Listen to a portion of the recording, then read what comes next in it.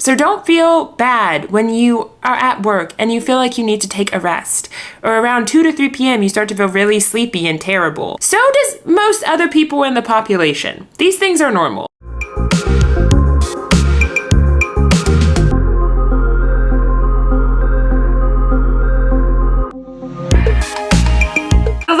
And welcome back to my YouTube channel. I am Adri Cortee. You know what I'm gonna say. First things first, please make sure to subscribe and make sure to hit that bell so you always get notifications every time that I post. I'm a 4th-year PhD candidate at Vanderbilt University, and this page is all about offering you advice about academia, interviewing people with unique circumstances in academia, and just trying to get you through grad school. Today we are going to be talking about When by Daniel H. Pink. So basically this book is all about the science behind perfect timing. So in today's video, I'm first gonna go into what exactly this book is. Then we're gonna go into the patterns of the day and biological clocks. Then we're gonna go into how to use the patterns of the day to benefit your everyday life, to benefit yourself. Then we're gonna go into the power of taking a good break. We're gonna go into how-to, beginnings, middle, and ends. And then we're gonna end the video by thinking about the future. Okay, let's get into it. So, again, this book is called When by Daniel H. Pink. Apparently, it was a New York Times bestseller. And I actually think it was a really good book and had some pretty good advice. I'll read off basically his little description of what this book is about. So he says, I will show that timing is really a science. It's an emerging body of multifaceted, multidisciplinary research that offers fresh insights into the human condition and useful guidance on working smarter and living better. At first I was kind of like, do I really want to read this book? Because I'm not really into self-help books. But I did like the idea of using actual research, actual data to try to make your lives better. Basically, him and another person, whoever helped him write this book, analyzed over 700 studies, ranging in fields from economics to anesthesiology to anthropology to endocrinology to chronobiology, of course, and to social psychology. And so from all these different fields, he looked at, again, 700 studies to get all of the research that he includes in this book. This whole video is going to be using the data from this book, turning scientific studies into practical tips to help you live a better life and use better time management skills. So the first thing I'm gonna go into is the pattern of the day plus your biological clocks. He goes into this study done by Michael Macy and Scott Golder. So they studied more than 500 million tweets that 2.4 million users tweeted in over 84 countries over a 2-period year. So this is a pretty giant study. And what they did was use these like linguistic algorithms to see the tone of people's tweets. The tone was in these 2 different categories. It could be positive effect, which was enthusiastic and confident, or it could be negative effect, which are feelings such as anger and tiredness. These were the 2 categories they broke the tweets down into. And what they found was really interesting. They found that positive effect language generally rose in the morning, plummeted in the afternoon, and climbed back up again in the early evening. I'll include a piece of their data to show this kind of trend, again, of rising in the morning, plummeting in the afternoon, and then rising again in the early evening. And this was pretty consistent over countries and different ethnic groups, which was pretty fascinating. But he also talks about another study where these people used a day reconstruction method. And so this is when participants in the study basically reconstruct the day before of all the different activities they did, and then say basically how those activities made them feel, like through a working day. And they also saw a similar rise in the morning of these positive effect feelings, then a dip in the afternoon, and then again another rise. This leads Daniel H. Pink into talking about biological clocks, right? So all of us are having pretty similar patterns of the day. So it makes you wonder, is it something innate within human beings that is making this happen? He tells the story of this French guy in 1729. Don't want to try to say his name, Jean-Jacques de Rousseau. Okay, I'm just gonna put his name here, but this French guy in 1729. Okay, so this guy basically had this plant in his office, the Mimosa pudica plant. And he noticed that when the sun started to go down, the plant's leaves would close up. He didn't wonder, was it sunlight that was doing this, going into darkness? And so he removes the plant from light and puts it in a drawer in his desk. So all day the plant is in darkness. Next morning, he opens the drawer and the plant's leaves are still open, despite being in complete darkness. So then this shows him that the plant wasn't actually reacting to light, it was reacting to its own internal clock. That at this time during the day, we open the leaves, and at this time, we close the leaves, despite there being light or there being no light. It was based on an internal clock. Back to 1729, when this guy made this observation, to now, there's so much research about biological clocks. And basically, it's now known that basically any living thing has a biological clock and probably abides by some circadian rhythm. And so the science of biological rhythms is known as chronobiology. And so now it starts to make sense why over all of these different countries and all these different people, we actually are having pretty similar patterns of the day of when we feel happy, when we're feeling sort of tired. And so now Daniel H. Pink goes into how each of us has a chronotype, which is defined as like a personal pattern of circadian rhythms that influences our physiology, our psychology, how we take on every single day. So the chronotype is basically something you've probably observed and talked about before. Like when you say your friend who wakes up at 6 a.m. even on the weekends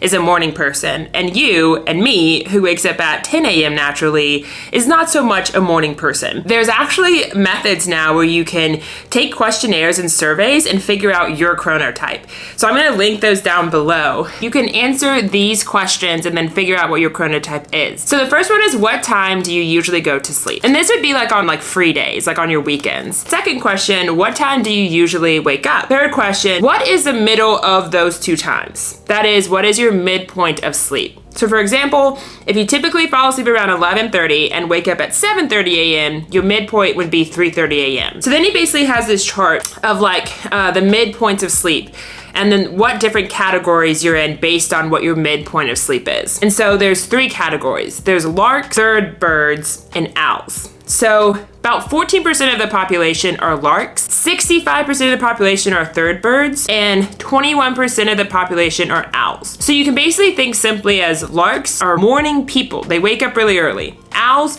are the night people. They go to sleep late, they wake up later. And then third birds are the rest of us, where we're kind of somewhere in between. So I took the test and I'm also a third bird. Hopefully you've answered those questions. Pause the video if you need to, answer the questions, and you're figuring out now what is your chronotype. So me, I'm a third bird. Maybe you're a lark, maybe you're an owl. Comment down below what your chronotype is. Okay, so now we know our chronotypes, but you're probably asking, why should I even give a shit about my chronotype? What does that actually mean for my everyday life? What Daniel H. Pink wants you to know is that it probably means a lot more than you might suspect. And he goes into these really interesting studies about how the patterns of the day actually affect a lot of people's lives. So he talks about this one study done by these 3 American business school professors. And they basically analyzed over 26,000 earnings callings for more than 2,100 public companies over 6.5 years, using a similar linguistic algorithm as the one I talked about before with that Twitter study. And so what they wanted to know was, does the time of day of when they have these like business meetings to talk about corporate earnings and all of those things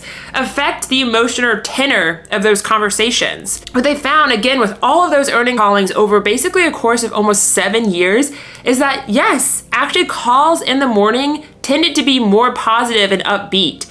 But as the day progressed, the tone became more negative. And this is normalizing for what the people are talking about. Even if you get bad news, apparently in the morning, you take it better than if you got good news in the afternoon. Like, that's pretty crazy. And they found that the results correlated with company stock prices, that shares actually declined in response to meetings with a negative tone. So that means if you always have your meetings at 4 p.m., your company might just be doing worse because of the time you're having the meeting, regardless of how good the news is you're delivering to your stockholders or whatever. Okay, if you're not convinced by that, which I thought was really interesting, there's another study he goes into. Remember what your chronotype is, and remember what time of day you're going to be watching this video. First, as an example, what the study found is called the Linda problem. First, meet Linda. She's 31 years old, she's single, she's outspoken, and she's very bright. In college, Linda majored in philosophy. As a student, she was deeply concerned with issues of discrimination and social justice and participated in anti-nuclear demonstrations. So before I tell you more about Linda, let me ask you a question. Which is more likely? A, Linda is a bank teller, or B, Linda is a bank teller and is active in the feminist movement. All right, pause, think about it. Okay, so actually when faced with this question, most people answer B, but actually A is and must be the correct response. The answer isn't a matter of fact. Linda isn't real, nor is it a matter of opinion. It's entirely a matter of logic. Bank tellers who are also feminists, just like bank tellers who yodel, he says, or hate cilantro, are a subset of all bank tellers, and subsets can never be larger than the full set they're a part of.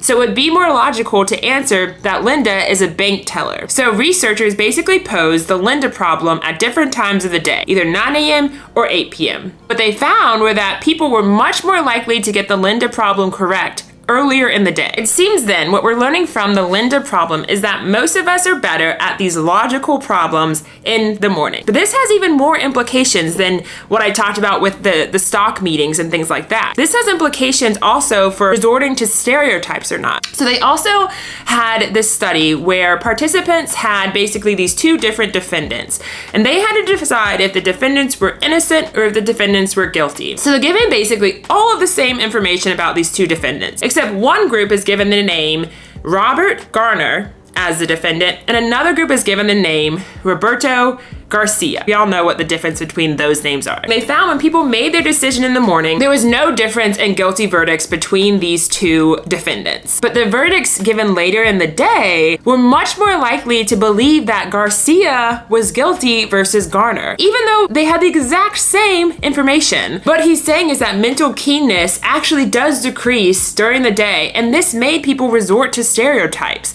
to mental squishiness, to not looking at the facts, but resorting to some weird thing they believe about Latinx people. So that's really interesting that people resort to stereotypes later on in the day in this study. They also found in a Danish study, they basically looked at 4 years of test results for 2 million Danish school children, and they matched the scores to the time of day that the students took the test. They found that students scored higher in the morning than in the afternoon. Every hour later in the day the tests were administered, scores fell a little more. And so the effects of later in the day testing were similar to having parents with slightly lower incomes or less education, or missing 2 weeks of a school year. So we're seeing actually real world implications for that pattern that we talked about of positive effect increasing in the morning, decreasing in the afternoon, and then increasing again in the late evening. So that pattern actually seems to have a big effect on our lives, on the stock market, on the performance of kids in school,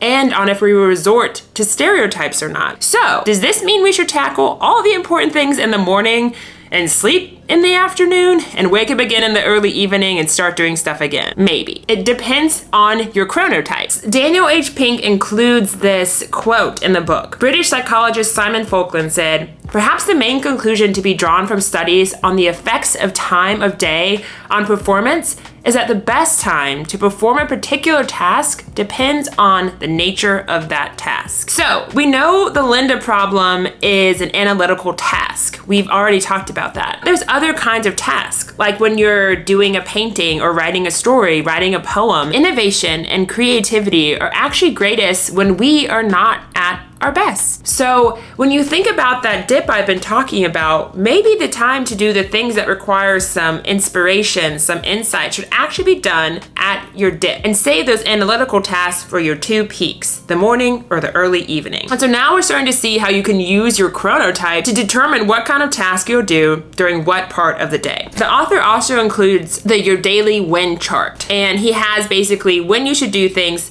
if you're a lark, a third bird, or an owl. He breaks up the task into analytical tasks, insight tasks, making an impression, and making a decision. So I'll go into third birds because statistically we make up most of the population. So analytical tasks should be done early to mid-morning. Insight task should be done late afternoon to early evening. Making an impression, like having an interview, should probably be done in the morning. And making a decision should be done early to mid-morning. So how do I relate this back to grad school like I always do? Usually when you're getting on in your graduate school career, you have a lot of independence, which means you can kind of structure your day how you want to. And so I'm gonna try to start using these things to structure my day in a way that makes sense with my chronotype. Because I'm a third bird, that means analytical tasks. Maybe analyzing data, I should be doing that early to mid-morning. Tasks that take more insight and things like that. Maybe writing grants, when you have that moment where everything clicks and you just get to writing, I should be doing that late afternoon,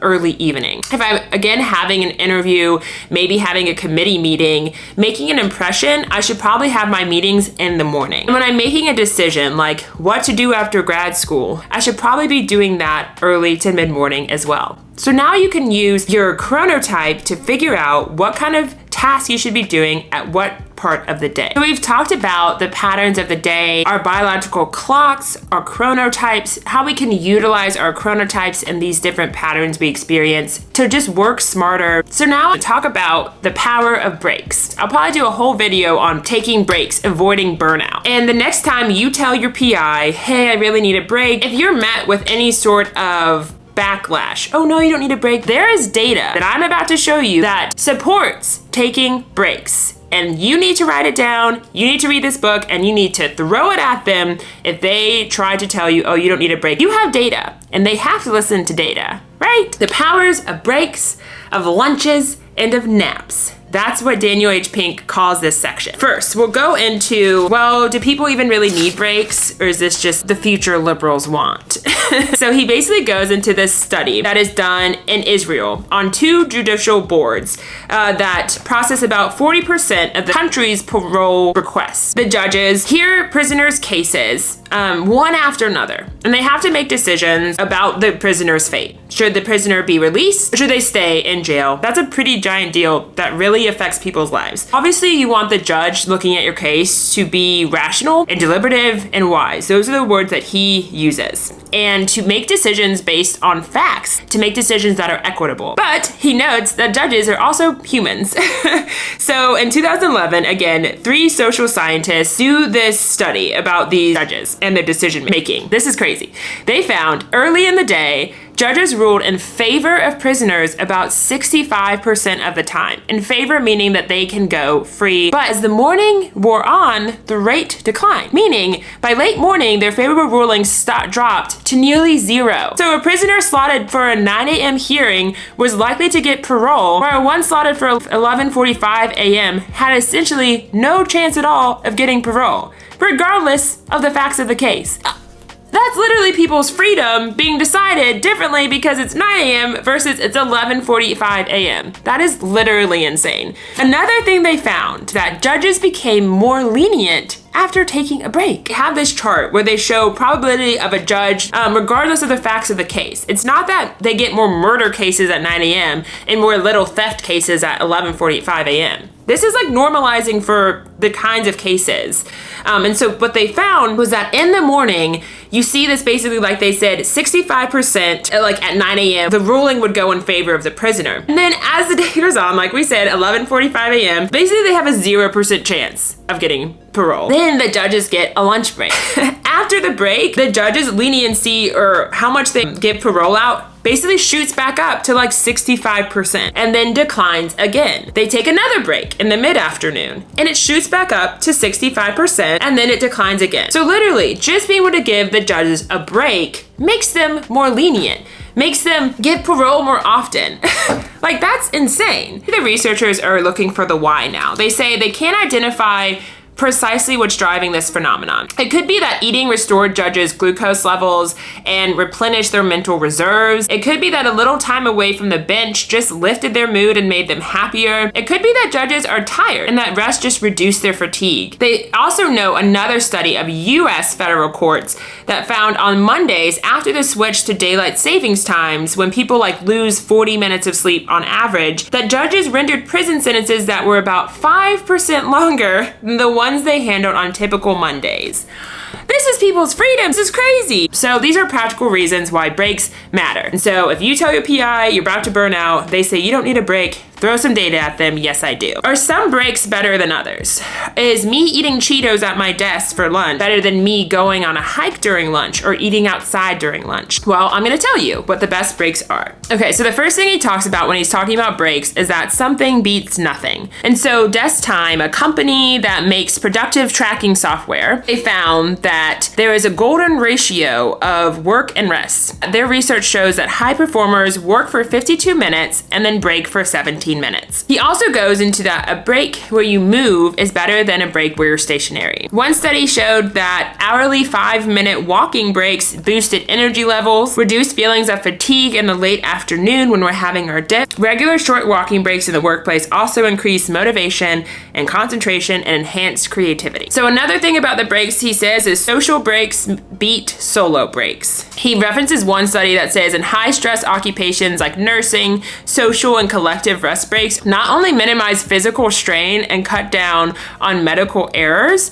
they also reduce turnover. So nurses who take these sorts of breaks are more likely to stay at their job. And so then the next thing about breaks is that outside beats inside. So people who take short walks outdoors return with better moods and greater replenishment than people who walk indoors. And so then he goes into one of the last things is that a fully detached break beats a semi-detached break. And he references that study that says psychological detachment from work in addition to physical detachment is crucial, as continuing to think about job demands during breaks may result in strain. It seems like the best breaks would be a 17-minute break after you've worked for 52 minutes, where you can go on a walk during it, go on a walk with a friend, go on a walk outside with a friend, and don't talk about work. Those are the best kinds of breaks, and data supports it. What about lunch breaks?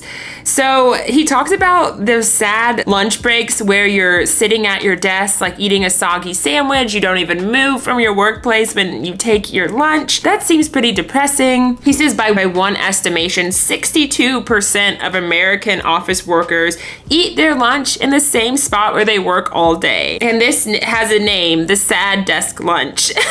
And he even talks about this small online movement in which people post photographs of their oh so pathetic midday meals, which maybe I'll post some here.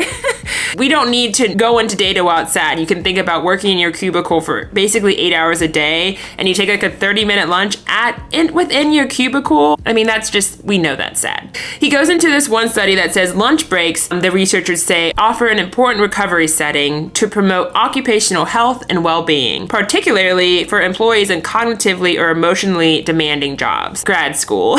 Okay, so literally I love that this is backed by science because I take sort of long lunches. I'd say like 30 to 45 minutes. I love just getting away from the lab for that time, having my meal, doing exactly what I want, exactly where I want. I love lunches. And so I'm incredibly pleased that there is data showing that lunches are good. Lunch breaks are good.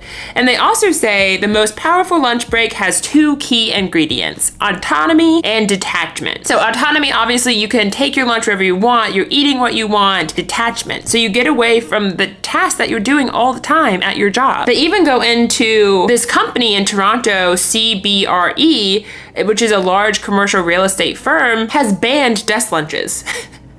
Literally, you're not allowed to. So that this will hopefully encourage workers to actually go have like a good, normal, fun lunch. If I ever get yelled at for taking long lunches, now I got the data to show that it's actually good for you. So we've talked about the importance of breaks, and now we're gonna talk about the importance of napping. So if your PI catches you napping, show them this data. So he goes into this study where these experimenters divide participants of the study into 3 separate groups. They give them all a 30-minute mid-afternoon break before sitting them at a driving simulator. So basically have like a break and then they have to do like a driving test. One group received a placebo pill. Another group received, their pill had 200 milligrams of caffeine. The third group received 200 milligrams of caffeine and they got to take a brief nap. And so when it came time to perform, the caffeine-only group outperformed the placebo group, but the group that ingested caffeine and then had a nap easily bested both of those groups. Caffeine takes like 25 minutes to enter your bloodstream. And so they take a little nap and then they get this secondary boost when they wake up of the caffeine hitting their bloodstream and then all the good effects of caffeine happening. Also references other researchers have also found that caffeine, usually in the form of coffee, followed by a nap of 10 to 20 minutes is the ideal technique for staving off sleepiness and increasing performance. So we've all probably had that moment where we take a nap and we feel like shit after the nap. Like it's probably either too short or too long. So nap for 25 minutes and nap often. And nap during the trough when you just don't feel good, probably 2 to 3 p.m. for most of us. So now we also have reasons to nap. We've learned now about the importance of taking breaks, especially your lunch break, and the importance of napping. So don't feel bad when you are at work and you feel like you need to take a rest, or around 2 to 3 p.m. you start to feel really sleepy and terrible. So does most other people in the population. These things are normal, and you should be able to solve these things how you want to solve them. I know that most jobs you're not allowed to take a nap.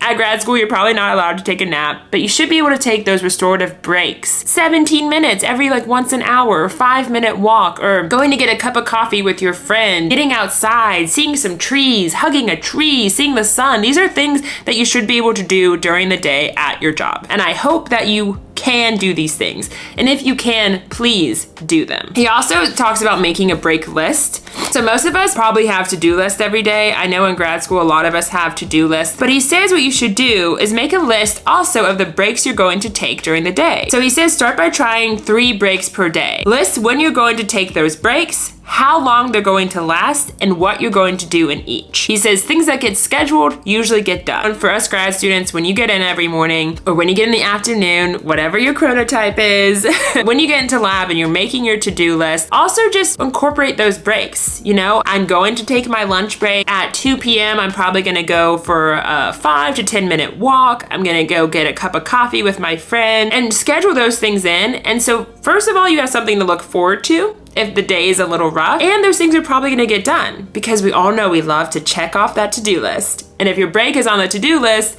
then you're gonna wanna check it off and you're actually gonna do your break. So I would try this. I'm probably gonna start trying this. I like this idea a lot. So let me know if you start trying this, how it makes you feel, how things are going in the comments down below. Also let me know if you take naps at work.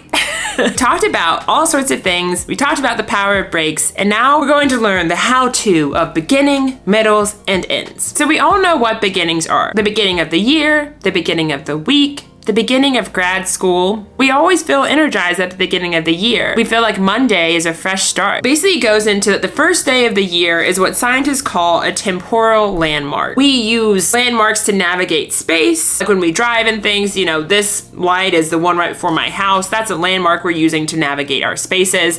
We also use these temporal landmarks to navigate time. And so he goes into this study by these 3 scientists, and they're looking at these different Google searches over 8.5 years. They found that the search for the word diet always soared on January 1st, about 80% more than what you would expect on a typical day. But they also found something that we might not expect, is that they also spiked at the start of every calendar cycle, the first day of every month, and the first day of every week. Even the searches climbed 10% on the first day after a federal holiday. So something about these days switched on their motivation. That motivation being to start a diet. Obviously, we use these temporal landmarks to mark the beginning of something, and this can be motivating for us. The time markers serve 2 purposes. First, they allow people to open a new mental account. That's what Daniel H. Pink calls it. This new mental account offers us a chance to start again by relegating our old selves to the past. The second purpose of these temporal landmarks is to shake us out of the tree so we can glimpse the forest. So temporal landmarks interrupt attention to day-to-day whatever, you know, causing people to get a big picture and view of their lives and thus focus on achieving their goals. There are temporal landmarks we can all think of, which we've talked about, the first day of the year, first day of the month. Daniel H. Pink says is that we should construct our own temporal landmarks, especially those that are personally meaningful, to give us many more opportunities to recover from rough beginnings and start again. I thought this was really good for people in grad school because, at least for my department, the average time to get your PhD is 5.7 years, which is actually a really long time. And sometimes it's just hard to be in grad school because when you first start it, you're energized. Obviously, it's your beginning of grad school. But then as you go on year after year, you can kind of start to lose that energy and be like, where is the end of grad school? Like, am I ever going to get out of here? It's been years. And so I think what's important is that we could try to make our own temporal landmarks throughout the year to reinvigorate us about our research, about our situation, to look at the big picture. At least for me, it's usually in August because I started grad school August 2018. And so when August rolls around, I'm usually like, wow, another year has gone by. And that is my temporal landmark. And so now I want to, when those Augusts come around, I want to start thinking instead of, oh my gosh, another year in grad school, to use it as an opportunity to reset my mental account, thinking about my thesis, to look at the big picture. These experiments I'm doing every day that fail or don't fail are all part of a bigger picture for me to get this PhD and to move on to my next career step. Whatever works for you, make your own temporal landmarks. And so he gives examples of some temporal landmarks. It says, obviously the first day of the month, Monday is the first day of spring, summer, fall, and winter, Independence Day, or whatever your country has, it's equivalent to that, a religious holiday like Easter, your birthday, a loved one's birthday, the first day of school, the first day of a semester, first day of a new job, the day after you graduate, the first day back from vacation, the anniversary of your wedding or your divorce, the anniversary of the day you started the job, like I just said for me, grad school in August, so that's a temporal landmark of mine, the day you finish this book.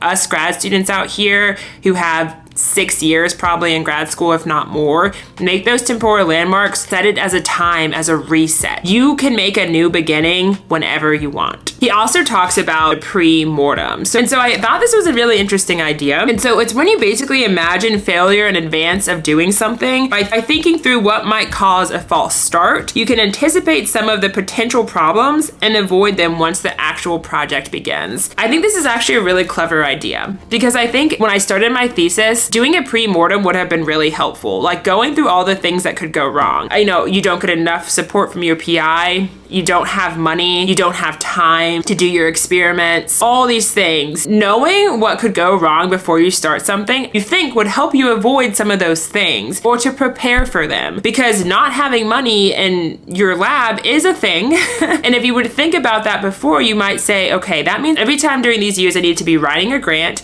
or I need to be getting ready to be a TA for my university, so they'll pay my way through. Thinking about these things can help you prepare for the things if they happen, and to help you avoid the things if you can. But also within your everyday lab life, if you're starting a new protocol, I think it would be really smart to look at the troubleshooting part of the protocol. So a lot of protocols actually have that. Like if you Google troubleshooting for this protocol, this experiment, there's usually a lot on the internet, and hopefully it's like from a good company and it can be trusted about how to troubleshoot. So this is telling you basically all the things that could go wrong and how you can fix them. This is when you truly start to understand a protocol, is when things start to go wrong. And so I think starting with troubleshooting will help when you actually begin the protocol, be thinking about what could go wrong and how can I fix it. Talked about beginnings, and now we're gonna talk about midpoints. We all know getting into the middle of something.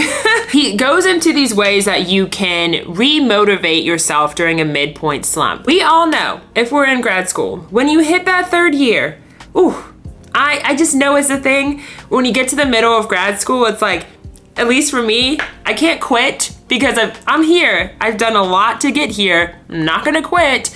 So that's not an option. But then you can barely even see the finish line. You're like, I have to repeat the thing I already did that was really tiring.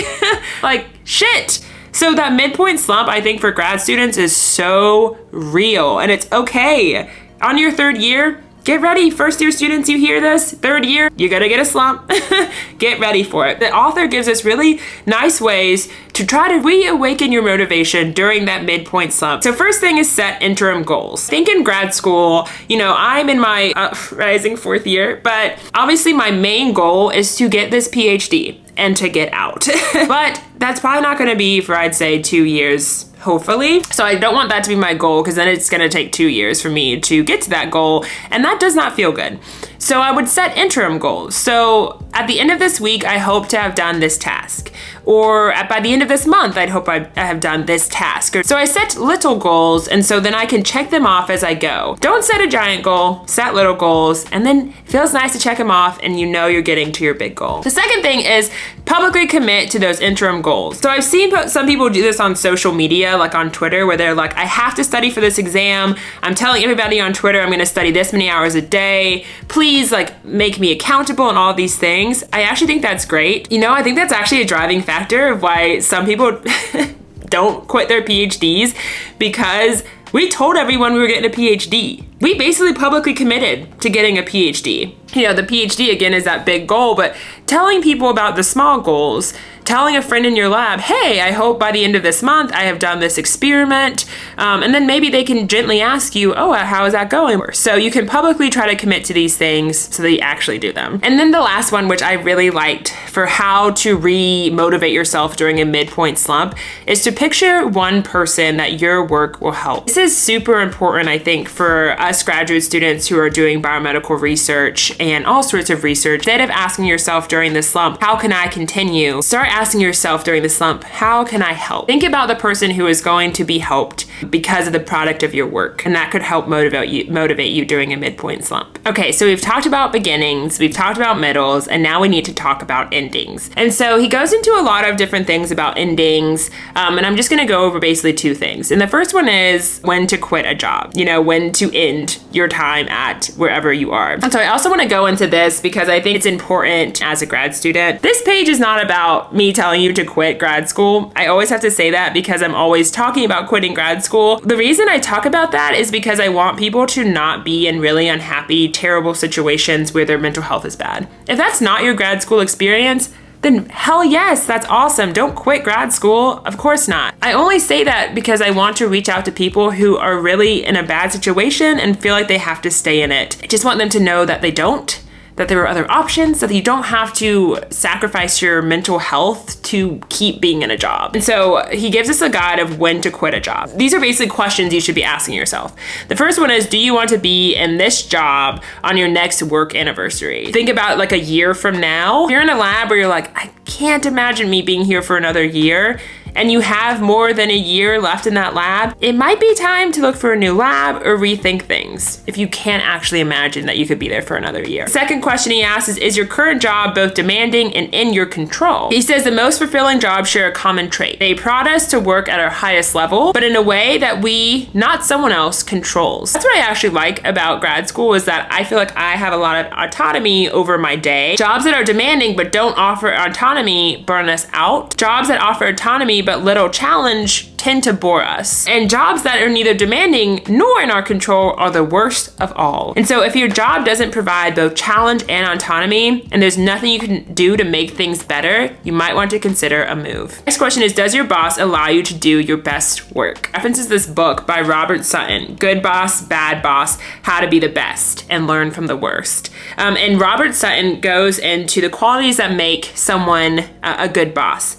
If your boss has your back, takes responsibility instead of blaming others, encourages your efforts but also gets out of your way, and displays a sense of humor rather than a raging temper, you're probably in a good place. And then if your boss is the opposite of those things, then you probably want to try to get away from them if you can. And then he also asks, does your daily work align with your long-term goals? In grad school, usually our long-term goal is to get the PhD. So being in grad school is obviously aligning with that goal.